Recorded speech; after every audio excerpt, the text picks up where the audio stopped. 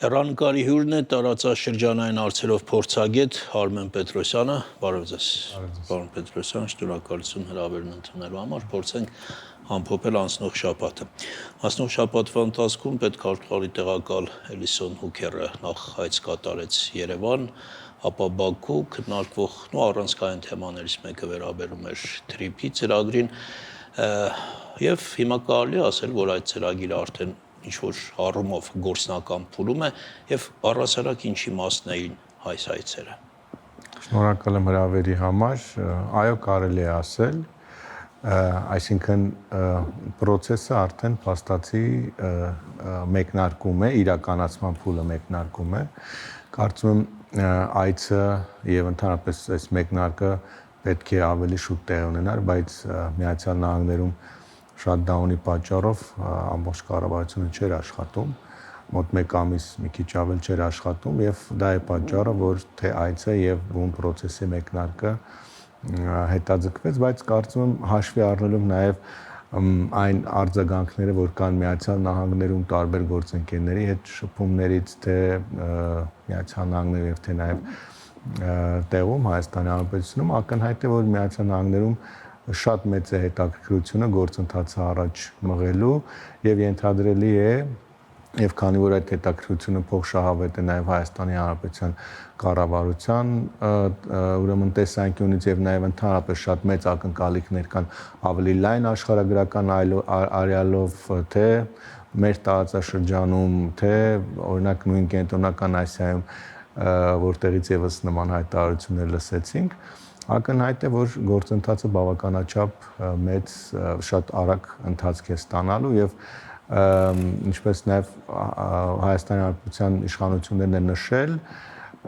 երևի թե մինչև 2026 թվականի առաջին կեսը կքննարկվեն բոլոր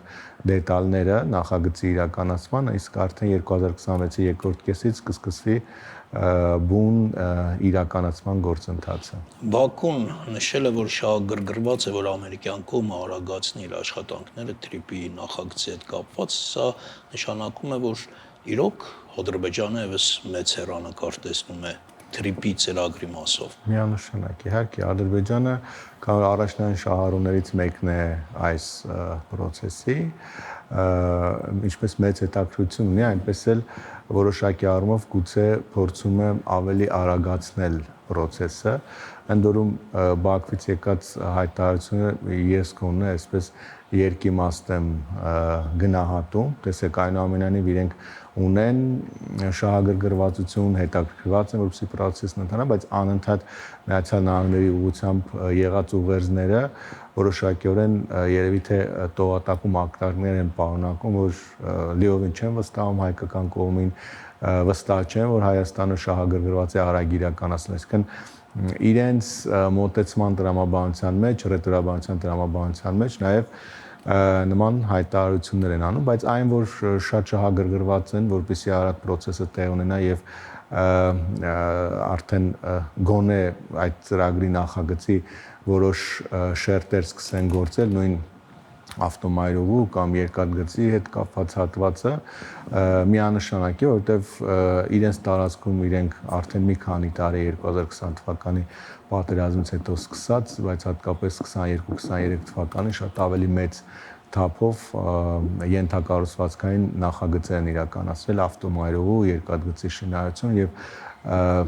կարծեմ էլի 2026-ի վերջ մինչև գուցե Ադրբեջանի տարածքում գոնե այդ ճանապարհային, այսինքն տրանսպորտային կապուղիների մակարդակում իրենք ավարտած լինեն աշխատանքները։ Հիմա տեսեք այդ Զանգեզուրի միջանցք խոսույթի հետ կապված, այդ ամեն ինչին զուգահեռ այդ քիչ թե շատ լավատեսական դրսևորումներն Ադրբեջանը շարունակում է օգտագործել Զանգեզուրի միջանցք եզրույթը։ Հիմա արդեն նաև Թուրքիան է օգտագործում այդ եզրույթը։ Այդ մասին հաճախակի հարցեր են տալիս վարչապետին, վարչապետը գրեթե միշտ նույնանման պատասխաններ է տալիս, որ այդ տերմինաբանությունը մեզ համար ընդունելի չէ եւ այլն։ Գուցե ընդհանրապես պետք է շատ լուրջ չվերաբերվել է հենց այս խոսույթին Զանգեզուրի միջանցքում, այսպես ասում են, թող ասեն, դրանից էական ոչինչ չի փոխվելու։ Շատ լավ հարց եք տալիս, շնորհակալ եմ։ Ես էլ մի քանի անգամ առիթ ունեցել եմ սրան անդրադառնալ, բայց ձեր եթերից եւս կանդրադառնամ։ Ինձ թվում է ընդհանրապես պետք է չարձագանքել այդ խոսույթին, որովհետեւ շատ པարզ պատճառով։ Գուցե նաեւ այդ խոսույթի օգտագործմամբ նրանք անընդհատ փորձում են գրգռել տրամադրությունները Հայաստանի Հանրապետությունում։ Պետք է ընդհանրապես անտեսել, ինչու, հիմա նշեմ, մեզ համար սկզբունքային նշանակություն ունի, որ Հայաստանի Հանրապետության տարածքի վերաբերյալ որևէ կերպ Զանգեզուրի միջանցք եզրույթը չօգտագործվի։ Երբ որ օգտագործվում է պաշտոնական բոլոր խողովակներով, հրապարակային ոչ հրապարակային, պետք է դրան արձագանքվի։ Իսկ իրենց տարածքի վերաբերյալ ինչպես կկոչեն, դա իրենց խնդիրն է։ Եվ ասեմ ավելին, մի քանի տարի է արդեն գոնե իրենց տարածքում գոնե իրականացվող աշխատանքներն ընդ որում եւ Ադրբեջանում եւ Թուրքիայում կողմերը այդ նախագիծն անվանում են Զանգեզուրի միջանցք, այսինքն ուզենք թե չուզենք իրենց տարածքում այդ նախագիծը կոչվում է Զանգեզուրի միջանցք։ Այլ հարց է, որ մեզ մոտ այդ եզրաբանությունը բավականաչափ զգայուն կերպով է ընկալում հասկանալի պատճառներով, որովհետեւ մինչեւ 2025 թվականի օգոստոսի 8, այսինքն Վաշինգտոնյան համաձայնությունները Հայաստանի Հանրապետության տարածքներ էր ներառում դրա մեջ։ Հիմա կա թրիփ, այսինքն պարտավոր են եւ մենք պարտավոր ենք նրանցից ակնկալել եւ պահանջել ոչ թե Զանգեզուրի միջանցքի խոսույթից հրաժարում ընդհանրապես, այլ երբ որ այդ նախագծի մասին է խոսում կամ ավելի լայն միջին միջանցքի մասին, անպայման նշվի Զանգեզուրի միջանցքը թրիփի հետ միասին կազմում է, ասենք, միջին միջանցքի առանձին ճյուղավորումներից մեկը եւ կրկնեմ, ահռելի ռեսուրսները նրանք ծախսել անցած տարիների ընթացքում այդ նախագիծը եւ այդ եզրույթը շրջանառելու համար միլիոնավոր դոլարներ, կոնֆերանսներ, գագաթնաժողովներ, միջազգային մամուլում հրապարակումներ, տարբեր հայտարարություններ, հարցազրույցներ եւ կարողացել են այդ եզրույթը դարձնել աշխարհակահական լրջագույն կամ նախագիծը դարձնել աշխարհակահական նշանակության նախագծի։ Եվ այնպես չեն կարող հրաժարվել։ Հիմա Թուրքիայի կողմից հատկապես հրաժարումը, որովհետեւ Թուրքիան ինքը գոնե 2020 թվականի պատերազմից հետո, բայց հատկապես 23 թվականի Արցախի էթնիկ զտումից հետո երբ արդեն չկար Լաչինի միջանցքը ըստ էության, այսինքն իր նախկին կենսունակությունը նշանակությունը կորցրել էր, Զանգեզուրի միջանցքի թեմայի հիմնական առաջմղողը Թուրքիան էր եւ ինչ է կարծում նման ամբիցիաներ ունեցող պետությունը եւ նրա իշխանությունները միայն Հայաստանի պահանջով գնալու են այդ եզրույթից հրաժարվել, իհարկե ոչ, հակառակը կրկնում եմ, անգամ իրենց տարածքում իրականացող որոշ նախագծեր, երկաթգիծ եւ նաեւ ավտո ճանապարհների շինարարություն իրենք ներկայացնում են Զանգեզուրի միջանցքի ուրեմն այդ գաղափարի ներքո բնական է որ չեն հրաժարվել կրկնում եմ ընդհանրապես պետք է հրաժարվել կամ ընդհանրապես պետք է ուշադրություն չդարձնել այդ եզրույթին իսկ երբ պետք է ուշադրություն դարձնել արդեն նշեցի ինչ սպառնալիքներ ունի թրիփ այդ նախագիծը կամ որն ամենամեծ սպառնալիքը այդ նախագծի իրականում շատ լավ հարց եք տալիս որովհետեւ մինչև հիմա որքան որ եղել է խոսույթը թե քաղաքական թե քարոզչական դրանք ավելի դրական ֆոնի ներքո են այսինքն թրիփի իրականացման խոչընդոտների մասին շատ հաճախ չի խոսվում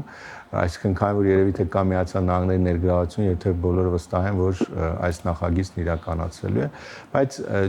նշեմ մի քանի գործոններ որոնք կարող են ազդել որպես օրինակ Ադրբեջանի կողմից ոչ կառուցողական եւ նաեւ այսպես ասենք, հա, իրենց շահերն առաջ մղելու, անզիջում կերպով առաջ մղելու տրամաբանությունը։ Ինչ ասել կուզեմ այդ անխափան երթուղու հետ կապված, կապուղու հետ կապված պնդումները, որովհետեւ կարծում նրանք այս պահին սպասում են արագ, ինչու են նաև արագացնում process-ը, որ կամ որ սպասում են դետալներին հասկանալու համար ինչ է։ Այս կողմից ֆիքսեցինք, որ Ադրբեջանը շատ շահագրգռված է։ Շահագրգռված է, բայց նա փորձելու է ստանալ ինչպես իրենք են թե իրենց հայտարարություններում եւ թե քարոզչական դաշտում ակնկալում ձգտել հնարավորինս անխափան անցման այսինքն սա առաջնային գործոնը որ կարող են օրինակ հայ եւ ամերիկյան կողմերի բանակցությունների եւ փոխհամաձայնության արդյունքում առաջարկված լուծումները որոշակի առումով չբխեն Ադրբեջանի շահերից եւ այստեղ տեսնենք Ադրբեջանի կողմից որոշ խոչընդոտներ շատ ավելի լայն ռուսական հնարավոր ազդեցություն գնում ենք ավելի լայն միջամտության եւ նաեւ խոչընդոտների հնարավորության դա ռուսական եւ իրանական գործոններն են, այսինքն այն որ Ռուսաստանը այնուամենայնիվ Ուկրաինային որոշակի չասենք կոնֆլիկտի լուծում, բայց դադարից հետո փորձի ակտիվանալ այս ծրագրի հետ կապված իհարկե միջամտության հնարավորությունները շատ սահմանափակ են, բայց գոնե Իրանի հետ միասին նրանք կարող են ինչ որ քայլեր իրականացնել նույն օրինակ շինարարական աշխատանքների ընթացքում արհեստական ինչ որ խոչընդոտների առաջացման եղանակով կամ Հայաստանի ներսում ինչ որ քաղաքական տրամադրությունների վրա ազդելու եղանակով կարծում եմ հիմնական այդ խոչընդոտները որոնք կարող են առաջանալ դա եւ իհարկե շատ ավելի գլոբալ առումով իդեպ ռուսական գործոններ ես մեկ բան էլ հարցնեմ նույն հարցի տրամաբանության մեջ իսկ հայաստանյան ներքին զարգացումներն ու ասենք 2026 թվականի ազգային ժողովի ընտրությունների արդյունքները ենթադրենք եթե այսպես ասենք ընդդիմությունը ընտրվում է շարունակեմ հենց ձեր ասածով եւ արդեն նաեւ այլ գործոններ եւս նշեմ երբ որ նշում ենք Ռուսաստանի ազդեցության հնարավորություն նաեւ այդ ազդեցության հնարավորություններից մեկն էլ դա է խաղակարտերից մեկն էլ դա է այսինքն ազդել Հայաստանի ներքաղաքական process-ների վրա այսինքն սա ենթադրում որ Հայաստանում իշխանապողության եւ կոնկրետ ընդդիմադիր ուժերի, որոնք ավելի ուրեմն եղած իրավիճակը եւ Հայաստանի արտաքին անվտանգային քաղաքականությունը ավելի կապում է Ռուսաստանի հետ, այդ ուժերի հաղթանակի դեպքում բնականաբար մեծ հաշվով կարող է առաջանալ թրիպի իրականացման համար լուրջ խոչընդոտներ։ Դիցուկ օրինակ նույն թրիպի բովանդակությունը վերանայելու մասին տարբեր հայտարարություններ, որ եթե չեմ սխալվում, անգամ Ռոբերտ Քոչարյանը մի քանի անգամ իր հարցազրույցներում եւ ասուլիսում հնչեցել է սա մեկ օրինակ, բայց անդրադառնամ նաեւ այլ գլոբալ հարցերի, որոնք կարող են ազդել։ Օրինակ աշխարհում իրավիճակի այն կարգի վատթարացումը, որ Հարավային Կովկասը եւ այլ օրինակ նույն Գազայի հատվածում ձեռք բերված պայմանավորությունները, թրիպի նախագիծը գործեն իրենց ակտուալությունը։ Քանի դեռ աշխարհում կա այս անորոշության տարբերակը, հնարավորությունը եւ ֆոնը բնականաբար այս սցենարները եւս չի կարելի բացառել։ Ձեր վերլուծություններում նաեւ կապված վերջին այս համաժողովների միջազգային հավաքների հետ, որոնցից մեկը նաեւ դուք եք վարել, այսպիսի մի եզրահանգում կա, ես ուզում եմ մեջ բերել, չնայած եղած անորոշություններին Ադրբեջանից եկող որոշ ազդակներ, նաև տարածաշրջանից, այնուամենայնիվ թույլ են տալիս կանխատեսել, որ գործընթաց կարող է հաջողել, սկիզբ դնելով Ադրբեջանի հետ ոչ պակաս բարդ, նոր պարտահրավերներով հղի խաղաղ հարևանության շրջափուլին ու հատկապես այս վերջի մի քանի բառը խաղաղ հարևանության շրջափուլի, այսինքն ի վերջո իրատեսական է, չէ, որովհետև հասարակությունը երկու մաս է, կարծես բաժանված, մի մասը ես կարծում եմ դա ավելի փոքր մասն է,